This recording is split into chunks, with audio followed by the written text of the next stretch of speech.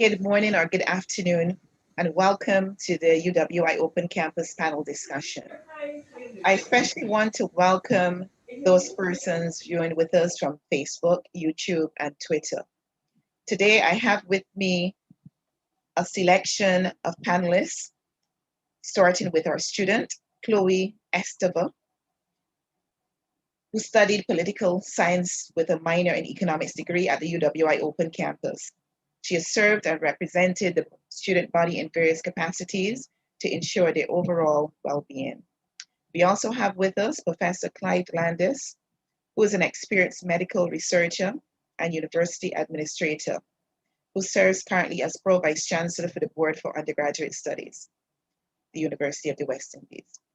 He researches the immune system and viruses, established viruses like HIV, as well as emerging viruses like Zika and SARS-CoV-2.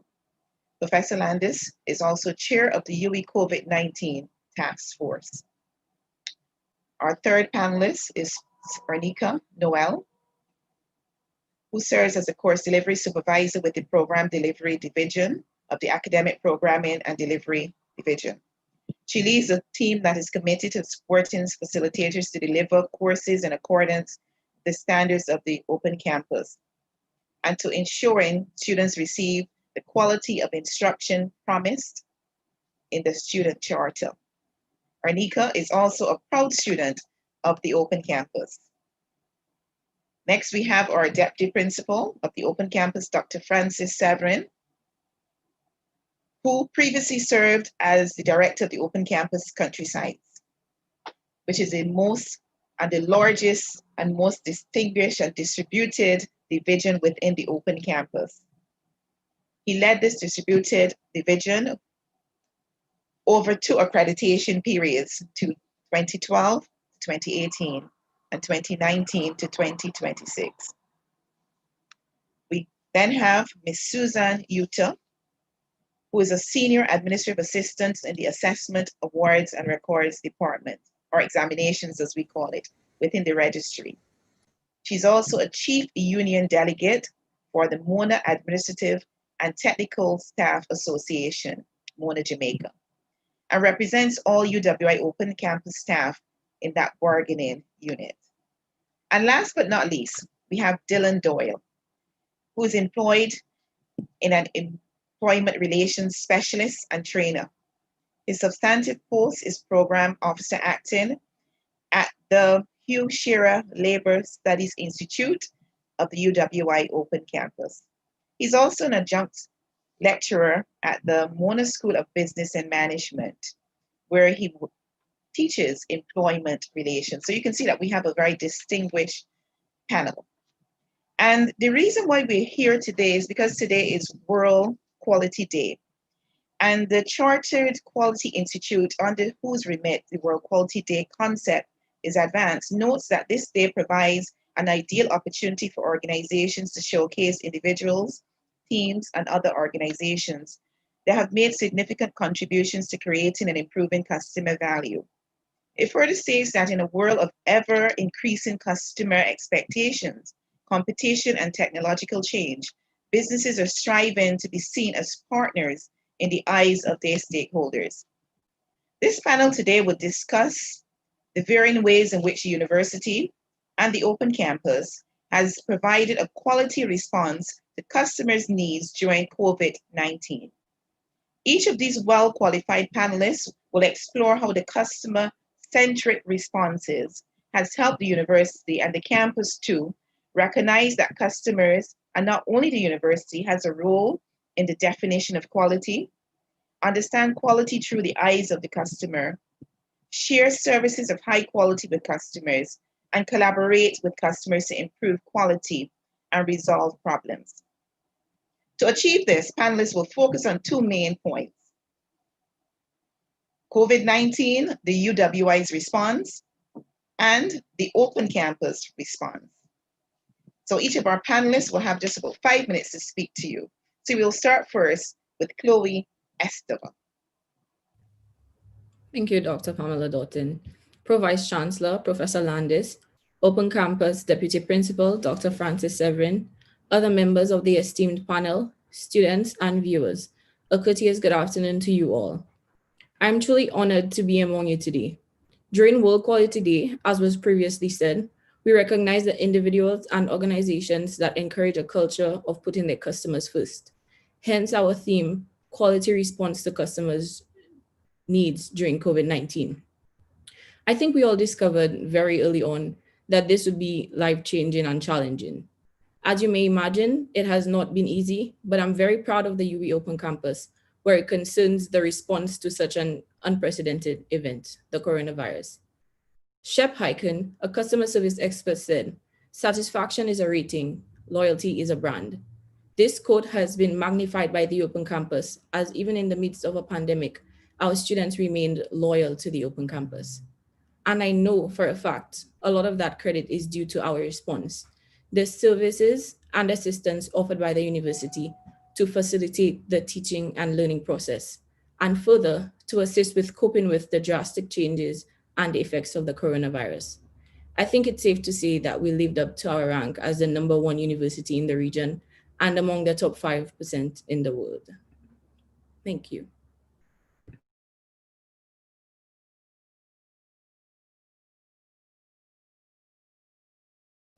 Pamela, you're muted. Thank you very much. I particularly like that quote. Satisfaction is a rating and loyalty is a brand. That's an excellent quote. I'm sure we will come back to that a little later. Prof. Landis, we want to hear from you now about the UWI's response to the COVID-19. Well, thank you very much, Pamela, and welcome everyone to this panel, especially the student. The students are our main customers, and in this UWI Quality Day in 2020, the theme is creating customer value. When I think about how the university responded to the COVID-19 pandemic, I actually think that it was more about preserving customer value, and particularly in contrast to what other universities' responses have been. So when the first case of COVID-19 struck on March the 10th, the university had not only already established a UWI COVID-19 task force, the task force had already published the UWI COVID-19 management framework and the whole management plan. So when the first case came, we were already ready. And as the country responses became clear that it was leading to shutdowns and lockdowns of various sorts, we then moved to the next level, and we did an epidemiological projection of where the epidemic would be going. So we're very, very fortunate at UWI to be able to draw on so many skilled people who were in the task force. It's quite a large task force, about 20 people, because not only do you need epidemiologists and virologists and critical care physicians, but you also need psychologists, psychiatrists, you need gender experts, you need communication experts. So we were able to draw upon this talent pool to make a projection, and the projection we made was that it would not be ethical or safe to conduct face-to-face exams. We didn't think it would be efficient either. And so we committed ourselves in the middle of March to fully online exams, fully online teaching as well. It has to be said that the Open Campus they just sort of looked at us and went, well, what else is new? You know, the Open Campus just carried on almost as if nothing had happened. There was actually no interruption in teaching whatsoever to the Open Campus. There was an interruption of maybe a week or two as the other campuses retooled their offerings to go fully online. And then particularly as it related to the online assessments, you know, if teaching and learning is tricky online, assessments online are really tricky. And many universities, you know, really threw in the towel. They either discontinued teaching, or in many cases, they discontinued exams and assessments. And that causes an interruption to the main customer value for a student is the progression of their academic and professional career. and it had a very devastating impact on students all over the world. But I would like to think that at UWI, because we were ready with the task force, we had already planned how we would deliver teaching and do our assessments, that there was a relatively limited impact. And so we were able to preserve the customer value during this time of the COVID-19 pandemic. And, recognizing that many students were quite stressed by the experience, the psychosocial unit within the task force did a survey, and we had over 6,000 responses from students, found that they were actually very stressed during this time. And in this pie chart, for anxiety, for example, you normally have 4 quadrants. So you have severe, moderate, limited, and then no impact. Well, in our pie chart, there were only 3 quadrants because everybody had some form of impact from the coronavirus epidemic. And actually 2/3 of students had either moderate or severe anxiety.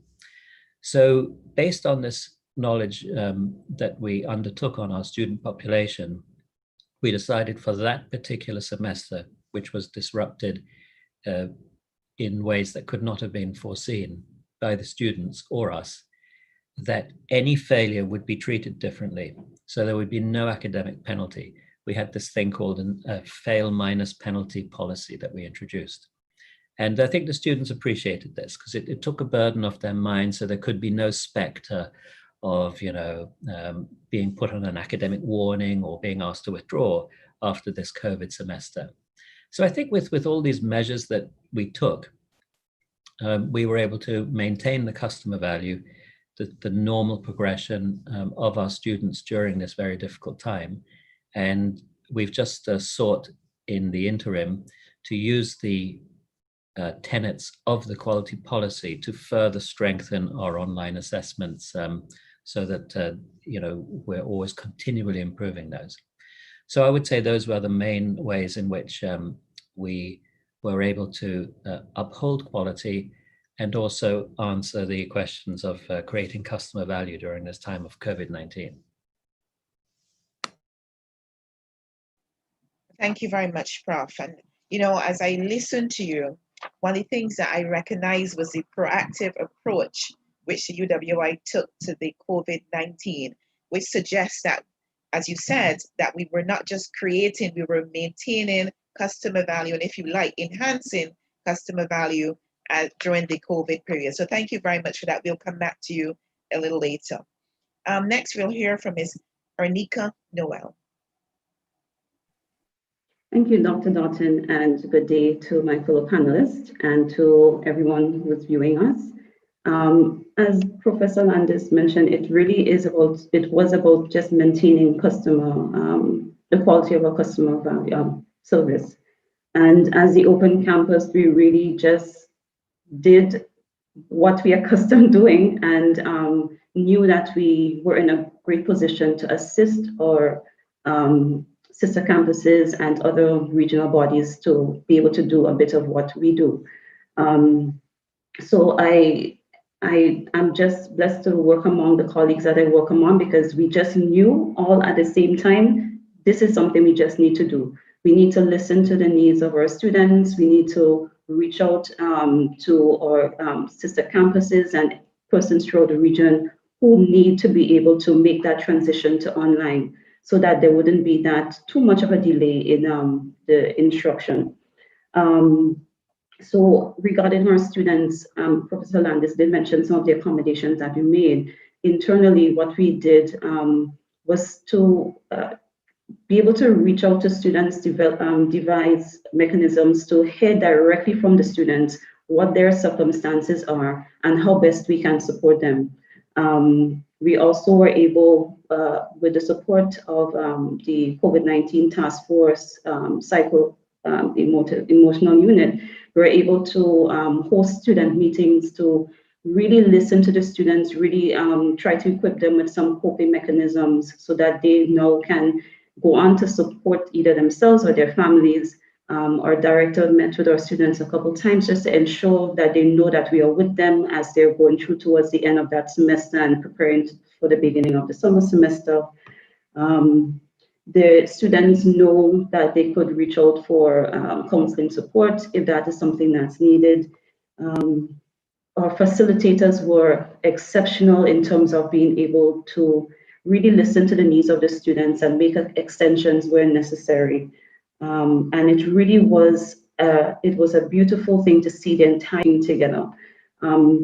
As the experts in the online teaching and learning, what we're able to do is immediately reach out to our face-to-face short courses at the sites to provide support for our site or our site techs so that they can support their students and facilitators to bring their programs online. We were able to extend that, as I mentioned, to our sister campuses, and then we were able to reach out to the various ministries of education throughout the Caribbean and other educational institutions and organizations so that we can guide them in the very thing that we do on a regular basis, which is online teaching and learning. So we're able to guide their use of the various web conferencing technologies, the Moodle learning management platform, just go through with them the differences between student engagement in the face-to-face context as opposed to online, things that they need to do differently as they engage with students online, the way that they need to prepare their students to now function effectively on that on an online platform. So we just knew that we needed to do everything that we can to support everyone to make that transition to online as effective, as smooth as possible, listening to where the needs are and coming together as a campus to see how best we can support each other internally, checking in with each other, and how best we can support our brothers and sisters throughout the region. Just that, and we continue to work towards serving our customers, our students primarily, and our various brothers and sisters throughout the region. Thank you.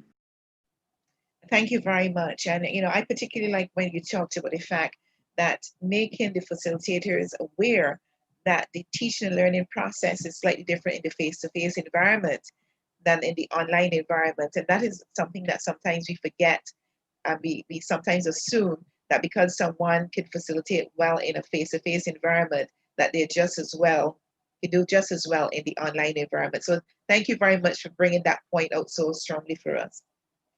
Next, we'll come to Dr. Francis Severin, the current Deputy Principal of the Open Campus. Dr. Severin.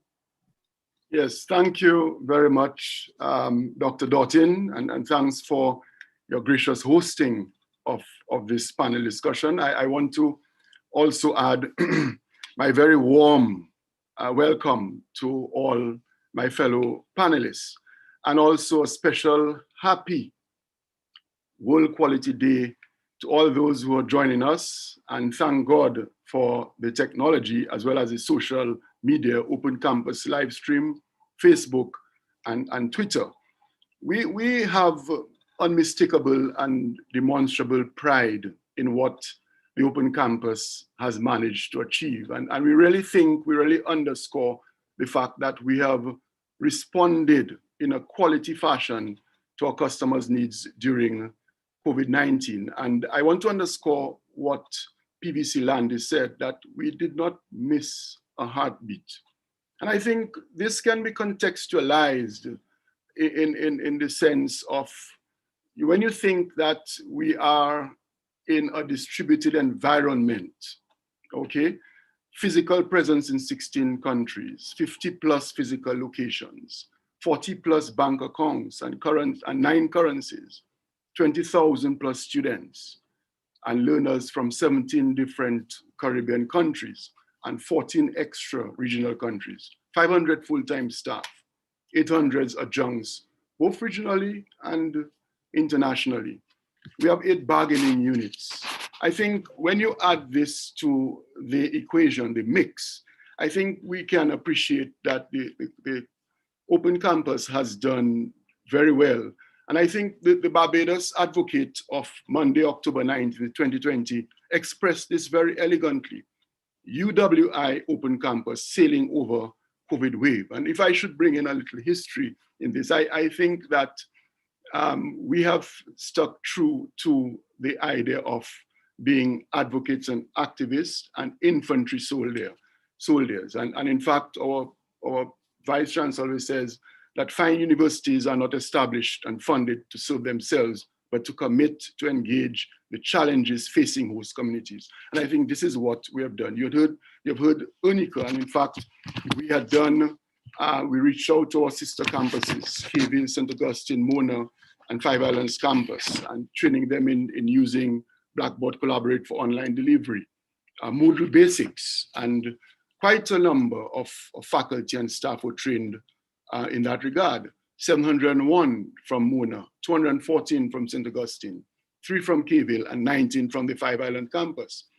In semester 2, 2019-2020, 752 teachers were trained in order to facilitate our transition into our continuing and professional education courses from face-to-face to remote teaching.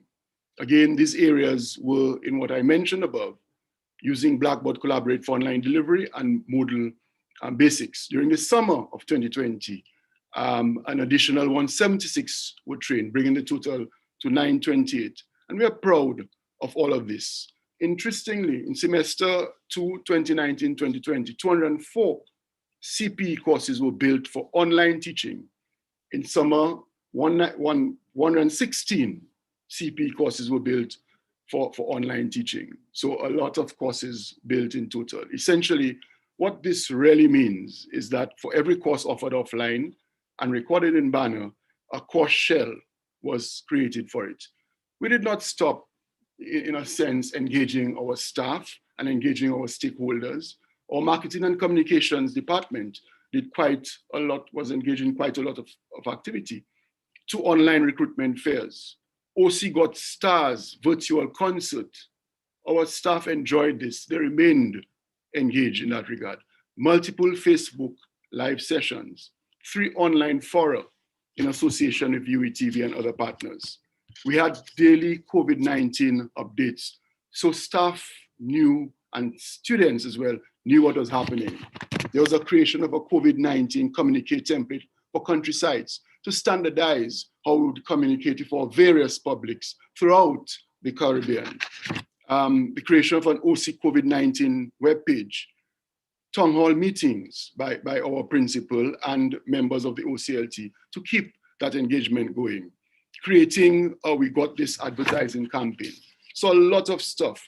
I want to commend our country heads, Open Campus country sites heads, for again, and their respective staff, for keeping the learner ecology going, for keeping their sites going, and of course, for sticking to the protocols that COVID-19 demanded. And our students, again, continue to feel at home. Our home-based work arrangement, I mean, the way that staff came together to move seamlessly towards this was a boon as well. We heard Chloe Estava, who are very proud of our student guild. And I want, as deputy principal, to really commend them and to thank them for sticking with us, sticking with the faith through thick and thin. And it has been thin most of the times in terms of the financial sense. But they understood and they worked with us in allowing the trajectory of the semester to continue. And as I mentioned that, I was very delighted, when the assistant registrar, student support and services, sent me a list of the kinds of support that we had continued to have: general technology training, technical support, Blackboard Collaborate technology training, e-portfolio training, help desk assistant technology training, Open Campus email box technology training, Open Campus website technology training, the learning exchange technology training. There was also the interface with the library. So the UE Link library technology training, Turnitin technology training. And, you know, we have been very busy in that regard. And I am very, very proud to be associated with the Open Campus. I really want to thank, and I need to remember the counseling. We kept up counseling, and we had a group of led by Cecile Minot with, you know, a whole crew, continuing our counseling for our staff and our students. And my heart is full. There's a lot that could be said. I know the time is limited, but I do want to thank, and it would be remiss of me if I don't thank our sister campuses for their support in all of this, but for all of our staff and students at all levels who have continued to support us and to stick with us and to keep the faith. Thank you very much, Dr. Severin, for those remarks. And, you know, as you spoke, one of the things that really popped into my head was that, you know, in this world of miscommunication and misinformation, that it was really refreshing to have two sources of accurate information on the COVID-19 pandemic through the daily updates and the website. So thank you very much for highlighting those for us. Next, we'll come to Susan Utah. Susan, we're looking forward to your contribution. Thank you so very much, Dr. Dottin. Good afternoon, everyone. Today, I am a very proud employee of the University of the West Indies, and to be specific, the Open Campus. I'm very proud of the response, and when we think about the Open Campus, we were already online, and as such, even though it's a pandemic, we transitioned easily. We operate in a distributed environment, and for that reason, we were already online. So what has happened is that we extended our home-based arrangements for our staff, because there were already staff who were working on from home. So that was extended to include all staff, especially in the period of lockdown in the various islands. The Open Campus also and the university had regular briefings, and the information communicated via email was clear. It would have been difficult to have misunderstanding because the information shared was specific, and we were also advised to adhere to the country's COVID protocols as well. So it wasn't as if the Open Campus or the university was saying do this. They told us in addition to adhere to the country's protocol, because we operate in a distributed environment, and the different countries would have had their own COVID protocol. We also had controlled entry into buildings that remained open. We had information relating to health and safety. We had information relating to counseling, and counseling service was also provided. And that was very important, because we know that persons go into depression for various reasons. And when you're used to a certain lifestyle and now you're told to be standing 6 feet apart, you're told to be wearing masks, you're told to stay in your house, it can be distressing. And as such, persons would have gone into depression. So the counseling service was very important and welcome.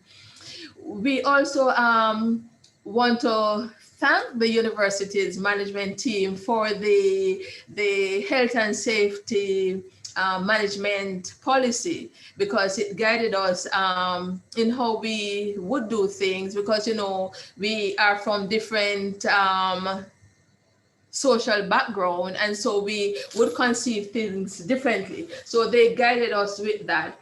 And last but not least, I want to thank the staff, and specifically the ATS staff, because we have responded, we have adjusted, and we have cooperated with all that was said. We had to be present at offices and that site because the site could not close its borders, you know, quote unquote borders, as countries do. We still had students to support. There were things that we still had to visit the office to do. And so I just want to thank the staff for their cooperation. That was key because had the staff not cooperated, we would have had some disruptions. And so I'm standing tall being a staff of the university because the university is also assisting the different governments in terms of research. So it's a proud moment for me, and thank you. Thank you very much, Suzanne. And you know, there are a couple of things that really came home to me as you spoke. And you talked about how precise the communication was that came out. And one of the things that you noted was that the university always made sure that the health of the staff members were put first. So it wasn't second to anything else. So it was all, we have these protocols, we have these work from home arrangements, but you must adhere to what is happening within your own country and what the government is saying. I want to remind viewers, please, to send your comments in, to send your questions in. We have a phenomenal, I can't pronounce it, we have an excellent panel who is who is willing to take these questions and to engage with you. So we want to hear from you. But last but not least, we have Dylan Doyle. And I'm going to invite you now to speak to us, Dylan. All right, thank you, Dr. Dottin. And I want to say good afternoon to my fellow panelists and also good afternoon to all the viewers on the various platforms. In terms of the quality response to customers' needs during COVID-19, from my perspective, I'm going to speak a little bit more directly to the response of the Hugh Shearer Labor Studies Institute, right, and how it dovetailed with the university's response. So the UWI and the Hugh Shearer Labor Studies Institute has always been customer-centric. And in that, we have always had ongoing dialogue with all our stakeholders, internally and externally. So at the advent of the COVID-19 pandemic, we just doubled down on what we have always done, right? We acted in line with the directives issued by the government of Jamaica because the institute is domiciled in Jamaica, and also what the UWI would have also indicated that we should adhere to. So while we took those on board, right, with the particular challenges faced first and foremost by our internal customers, and I'm speaking now about our staff and students, and out of that process, we were able to pivot. And first, what we did, we listened to them, and then we researched how COVID was affecting our wider constituents, right? And then we developed an action plan out of that, all the while anticipating how we could mitigate against the impact of COVID-19 on the lives of the people that we serve and also the university as the institution. And then we were able to we set about servicing the immediate needs of our customers.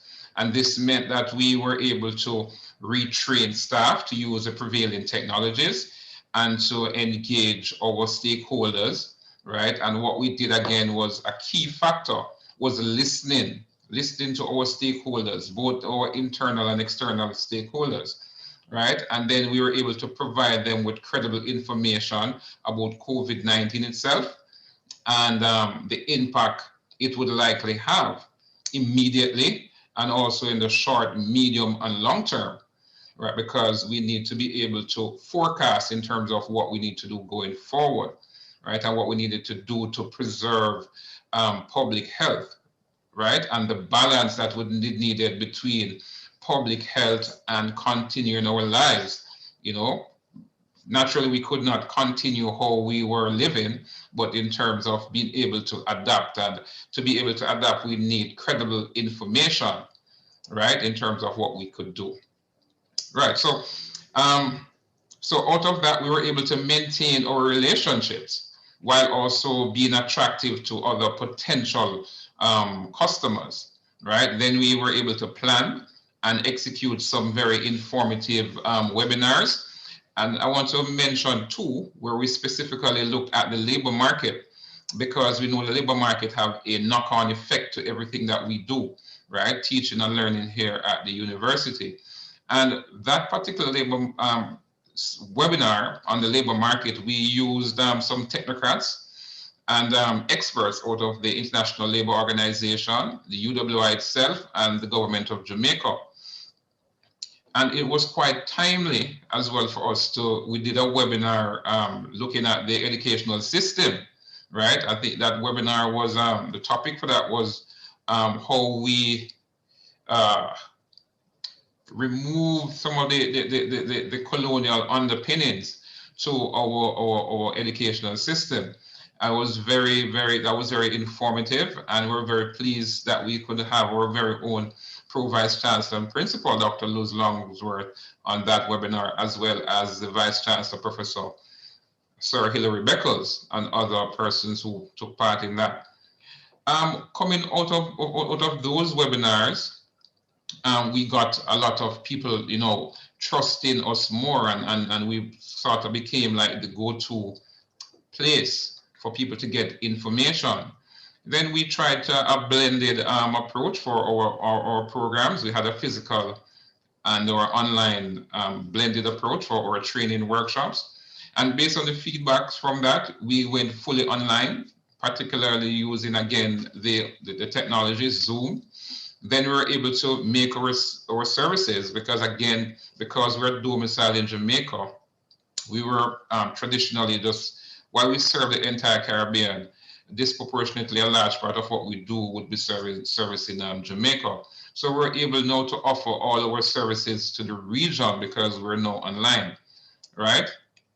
And now we're even looking to develop that business line going forward post-COVID, because we're seeing where the interest has grown. So while COVID has really presented us with some challenges, I've seen where the university, and specifically the institute, because we would have centered our approach on servicing our stakeholders, both internally and externally. We're even seeing where we have opportunities coming out of COVID-19. So, you know, here at the Institute, we aim to serve our customers with class. You know, first, a key part of that is listening to them and doing the requisite research to have a better understanding of the space that we live and operate in now, work and also play, because again, life has to continue, is an important facet. And persons who have young children, they would understand the challenges that COVID posed in terms of the children not being able to play, or even us as adults not necessarily being able to undertake the things that we normally do. So our research informs the training programs that we execute and how we seek to inform public policy in a positive way throughout the Caribbean. Thank you very much, Dylan. And you know, as I listened to you, I really started to think about what you said. You talked about the importance of listening to the staff, listening to the stakeholders, and using that information, what you've gathered, to go wider astream, to do some research, and then to come up with a solution. And I particularly like what you talked about, the challenges of COVID, really turning the challenges of COVID into opportunities. So thank you very much. Now we have some questions, and colleagues, I'm reminding you, our listening audience, to please send your questions and your comments in so we can have our team address them. So I'm going to start with a question to Professor Landis, and then I'll come to the campus. And the question is, Professor Landis, how will the university continue to ensure this level of quality is maintained, as there seems to be no end in sight to the pandemic and the new normal? Professor Landis. I'm smiling because I'm wondering into how much detail I should go and whether people are interested in having a update on the COVID-19 pandemic. I am tempted to show one slide, if I may. Will you, Just, will you let me do that? can we give Prof. Sharon, please, so that he can share one slide? Yes, you can share, Prof. Go ahead, please. Okay, I'll just open this.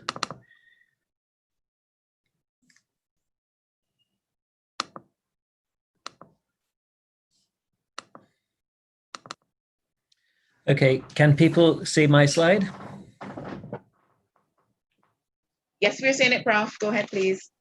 Okay, so I just want everyone who's in the Caribbean to take this in. I know that some countries have experienced outbreaks and have community spread, but the overall picture of the Caribbean remains one of remarkably competent and scientific management.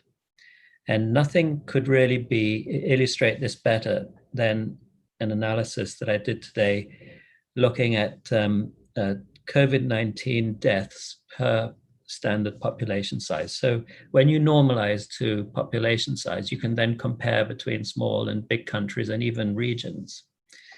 So look at the deaths per million in the US and in South America. It's over 700 deaths per million due to COVID-19. Now, many of the Caribbean countries have 0 deaths. So they don't even feature on this particular graph because they're somewhere on the bottom. And if you look at the countries, and I haven't included all because it gets a bit crowded, especially since they're all lined up on the bottom. But countries like Antigua, Barbados, Jamaica, Trinidad, they're really managing this epidemic very well. And deaths per million is considered more accurate than cases because it doesn't really depend on the vagaries of having the testing capacity. And it's really only the Bahamas, which possibly due to its very close proximity to the US, which is having a sizable problem. So looking at the way that the Caribbean has managed the epidemic, my recommendation is that we continue in the same systematic way that the countries and the university which operates within the countries, that we continue in a similar vein. Our own projection, which I gave to the university management just last week, is that we will need to maintain the same sort of high flex system of teaching across the whole university. And that allows different campuses, depending on where they're at, to either shift more online or shift more to face-to-face, like we have in Barbados. And the same is really true of exams. So in your case, well, clearly your teaching is almost all online anyway, and so are your exams. So I think we would look to continue this. Most people believe that this epidemic will get considerably worse in the Northern Hemisphere over the next 4 or 5 months, and that the absolute apex is probably going to be in the winter months, maybe January, February of 2021, and it will calm down a bit after that.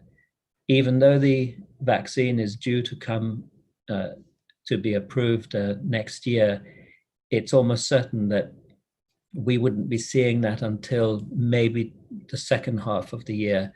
So all the way into the next academic year, I can see us continuing with the same measures that we've had up to now, which are really designed to keep everyone safe and healthy, and also to allow teaching and learning and assessments to be accessed in an equitable way by all of our students. So that would be my answer. Thank you very much, Prof. And if I were to ask the same question to my open campus colleagues, how can you continue as a campus to ensure that the quality is maintained even in this COVID period? Who wants to go first? Let me take a first stab. Well, you know, Dr. Doughton, as we love to say, the elephant in the Zoom is always the financial realities, and that has affected the higher education sector throughout the world. I think we have to take courage. I think we have to be hopeful in the fact that we are still here today. And if you hear some of the, you know, the feedback we get from our friends in other universities globally, they are always quite surprised, nay, shocked, that in spite of all of these financial travails, that we continue to excel in the Times Higher Education rankings. I think we have to bring that same courage to what we do.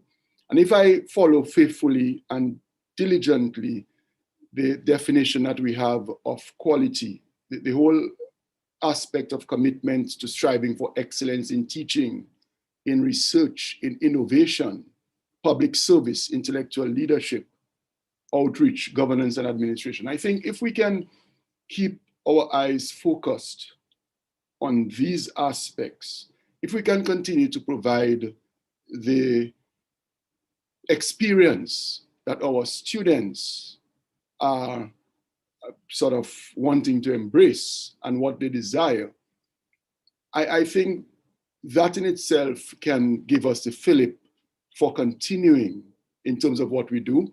I am very confident in our colleagues. I think our strength resides in the commitment, the faithfulness, and the diligence of our staff.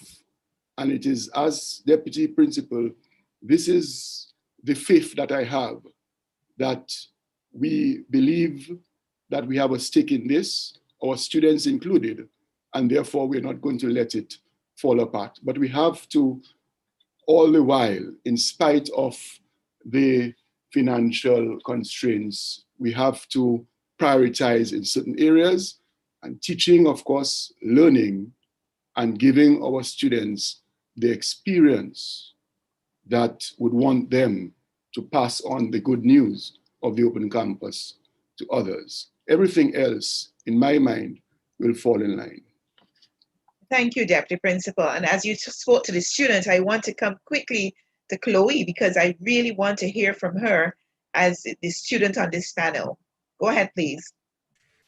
Thank you, Dr. Pamela Doughton. I actually had my hand up because I wanted to add to what Dr. Francis Sevin said. So I was thinking, as a student leader, on one end, the way that we could ensure that the quality that we've offered is maintained is by continuing to listen to the students, continuing to be their ears, their advocates. And then on the other end, by continuing the, I would say, amazing collaboration that we've had with administration to ensure that students are heard, students' voices are heard, they're represented. So I think that is what we will do to ensure the quality that we have offered, or to even make it better. So you're really speaking about effective communication going forward and involving the students. Susan, what do you have to add? Thank you, Dr. Doughton.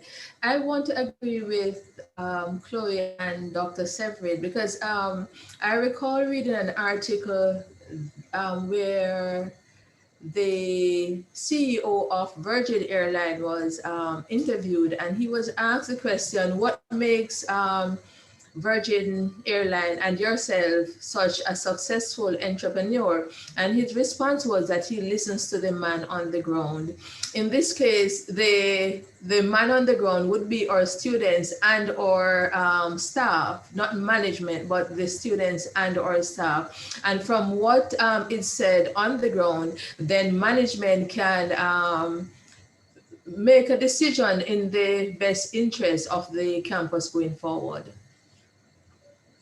So it's important, I'm hearing from you that it's important to engage with those persons who interact with our students, those persons who do all the processes that sometimes we don't know anything about, to engage with them as we go forward, to not only maintain, but to enhance the quality of what we're offering. And I'm going to go to Dylan, because I remember when Dylan spoke earlier, one of the first things he said is that he listened. They started by listening. So Dylan, what do you want to add? Well, Doc, I want to introduce even something a little bit different to the conversation, in that the university operates, I suppose, as a microcosm of the wider Caribbean society. And to the extent that the Caribbean is affected and impacted by COVID-19, and there are some other things that are outside the remit of our control, particularly in Jamaica here, we have been suffering the effects of about 3 weeks of continuous rainfall, right? That has had a significant impact.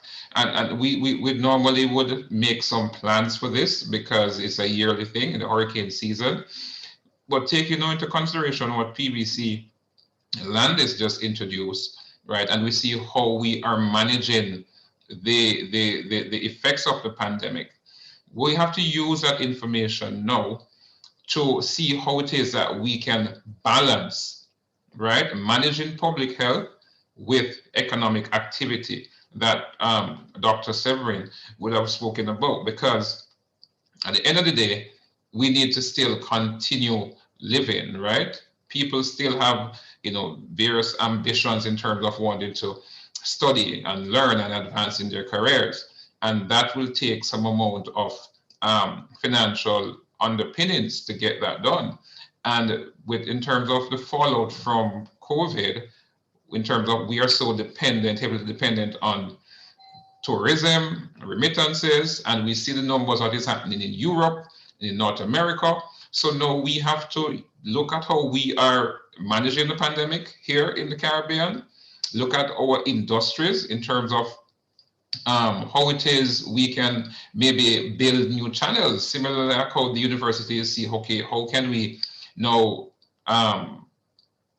bolster our students and maintain their participation in the university so we mitigate against that fallout.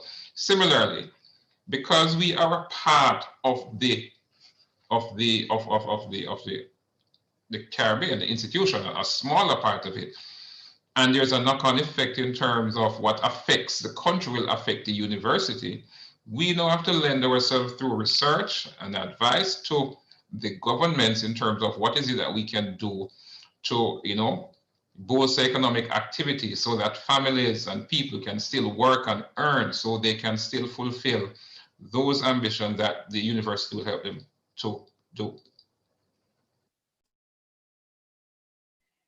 Yes, thank you very much, Dylan, because you actually brought us to a very interesting point.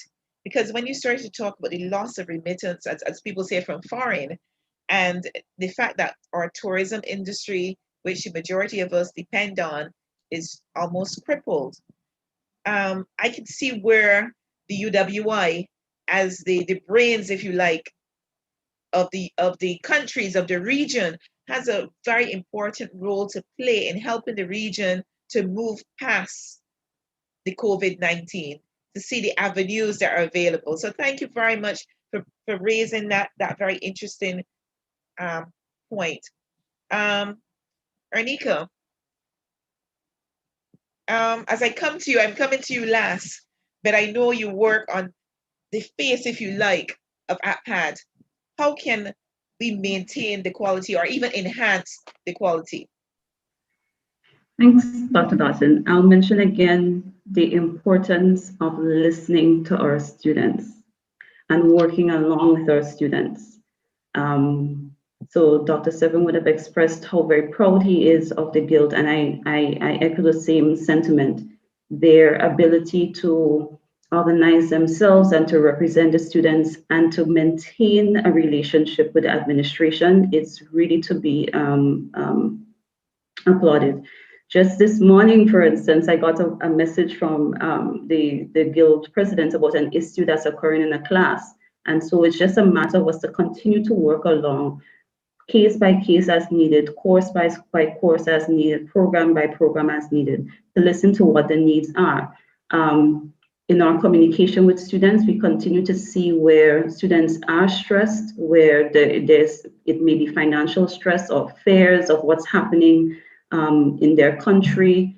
And one of the things that we're doing today, this evening, we actually have one of our facilitators, Dr. Joy Wilson, who's going to lead a special student meeting that is focused simply on stress management and coping strategies. So again, it's just a matter of listening to what the needs are of our students, of our fellow co-workers, of our colleagues, because as we cannot serve our campus and the wider Caribbean region if we ourselves are not okay. So it's to listen to each other and find different ways that we can support. So I did mention how we can and currently still are reaching out to various institutions in the region to support them with their transition to online. So those very basic things, starting off with listening to where the needs are, that is what we will continue to do. And that's what we have been doing. And this just gives us an opportunity now to really hone in on our ability to listen and to adjust and to work towards meeting the needs of our students, our facilitators, and the wider region. Thank you very much. And again, I'm hearing listening and support. And for those viewers out there who are wondering how they can get the support from the UWI Open Campus for the training and the online teaching and learning, please know that that can be done through the principal's email address, which is principal@open.uwi.edu. So I'll repeat that again, principal@open.uwi.edu.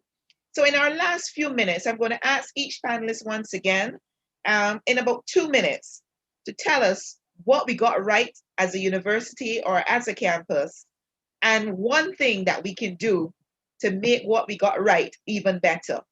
So for those persons, again, who are looking for training in the online to teach and learning in the online teaching and learning environment, you can contact the Open Campus at principal@open.uwi.edu.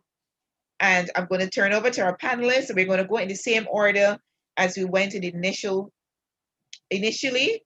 So tell us very briefly in 2 minutes what we got right as a campus or as a university as a whole, and one thing that we can do to make what we got right even better. So I'll start with our student. Thank you, Dr. Dalton. What we got right, I could sum it up in one word: we listened. We listened a lot and we delivered. We gave the students what they needed or what they communicated that they needed during this difficult period, and we delivered.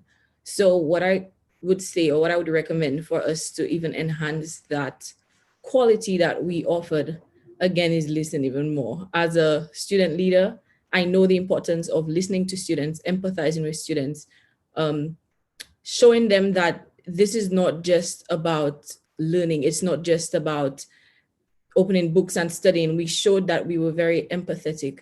And speaking in terms of the guild, I think we really empathize with students where it concerned the financial burden that the COVID-19 put upon all of us. We gave grants. We are still in the process of giving grants. And more than likely, there will be more to come. So I think generally what we need to do to enhance what we've already done is continuing to listen, continuing to collaborate with each other, and I'm talking about admin and the guild, and continue to deliver what we know that the students need at this point. Thank you very, very much. Prof? Yeah, I want to just say that we continue to engage in the quality policy and the implementation framework, because that policy has a plan, do, check, act framework. And from that, so let's take the example of moving all exams online. So we had a short time to plan that as a university. We did it. So that's the plan and the do. Then we checked how that went, which is what we've been doing over the past few months. And now we're feeding that back into improved exams. And there's no question that we need to improve some of the online assessment capacity. of the university. So even the open campus, for example, wouldn't have proctored online proctoring software, which we've tested and are happy with. We're currently conducting pilots. So really, the quality process is never one that you're satisfied with. It's a continuous process. So I think we just continue to engage with the quality policy and the Plan, Do, Check, Act framework. And then every cycle of improvement, it just gets slightly better and better and higher quality. Thank you, Prof. Renika? I am here just nodding my head as my colleagues speak. And as Prof. Landis mentioned, quality is continuous. It brought to memory the quality today, actually from your office, Gregory Jones. One of the things that he mentioned is that quality is a continuum. We continuously need to strive to keep striving for excellence in customer service. It is a moving target. Therefore, the onus is on us as individuals within the OC. Each one of us need to adhere to that plan, do, check framework that Professor Landis mentioned. And I would add the listening bit. Listen, then we can plan from what we heard the needs are. Actually execute and check to see how effective that was and how it can be improved, and continue listening and go through the cycle. I'll end with that because I think all of the things that we aspire to do would fit into that framework. Thank you very much. And you know, as she mentioned, Gregory Jones and the quality thought, one of the things that we've been doing during this period is that we've had a quality thought coming out at least once a week. And in the last few days, we've had one come out every day.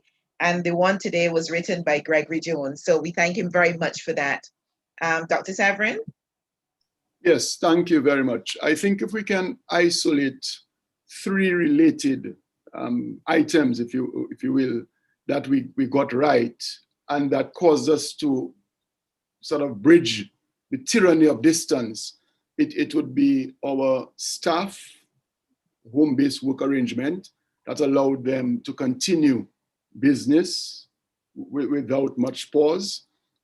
It would be the moving of our in-person CPE students to remote teaching, online, student support training generally. And if you look at those three, they come, of course, they can be summarized as student and staff care. And I think in treating those things and addressing them, we're able to overcome the tyranny of distance. One thing that I think we can do even better, and I do believe that we have made great strides, but as you say, it's a moving target. It's work in progress, you know. It is the element of customer service where each member of staff at all levels recognize that we are all responsible for our major and fundamental clientele, our students. We are because of our students. They are raised on debt. And I think we have to strive further in this philosophy and the action that goes with it of customer service. Everyone is responsible for each student. So the sensibility that this is above my pay grade, or this is not my department or my area, we have to banish that in total. And I think if we move towards that, then we would be at a better place. And finances, all of those things apart, our students will tell the good news of the open campus and the University of the West Indies in general, because our fate and our fortunes are inextricably bound. So thank you very much, Dr. Doughton and my fellow panelists. Thank you very much. Susan? Thank you very much, Dr. Doughton. Quality is important in every institution, in every business, in whatever we do. Persons pay for quality.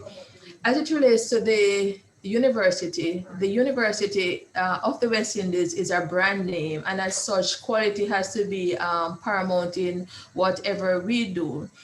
I've noticed since the COVID-19 pandemic that communication, or I should say information sharing, has been peaked, and that is very important. So we got that right. What I would want to see going forward is and this doesn't mean that we're not caring, but a more caring environment, because yes, we do things and we care about others, but we need to ensure that this is a constant action. So it should not be caring because we are in a COVID-19 pandemic, but we should extend care throughout the year, even when COVID has passed. And that will improve the rating of the university, because as I've said, we are already a brand name, so quality has to be at the forefront. But we should ensure that each student that comes through the doors of the university left with a sense of belonging. We should minimize the complaints that students would have. Thank you very much, Suzanne. And last but not least, Dylan. Hey, thank you, Dr. Dottin. What I think the university has done tremendously well is that we have been proactive. So we have been able to act first out the gate in terms of making the requisite changes to be able to serve the needs of our clientele, our constituents. That is very important. What I think we need to do going forward, or do more of going forward, is ensure that we keep our collective fingers on the pulse, so that in terms of whatever new situation, circumstances prevail, that we can be the first, right, to act.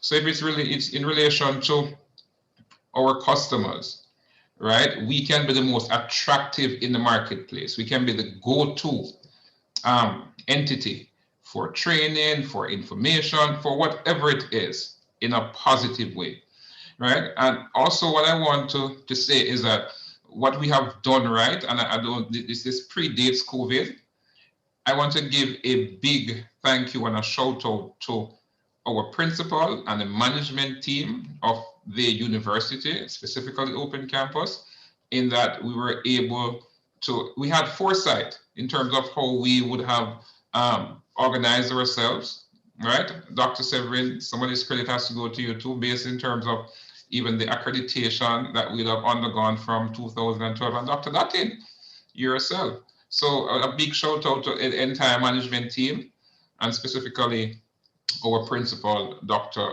Longsworth. And long may we continue to be trendsetters in the region and grow from strength to strength. Thank you very much. That's a really nice note for us to end on. And yes, we do shout out our principal, Dr. Luz Longsworth, and we do thank the management team for all the support.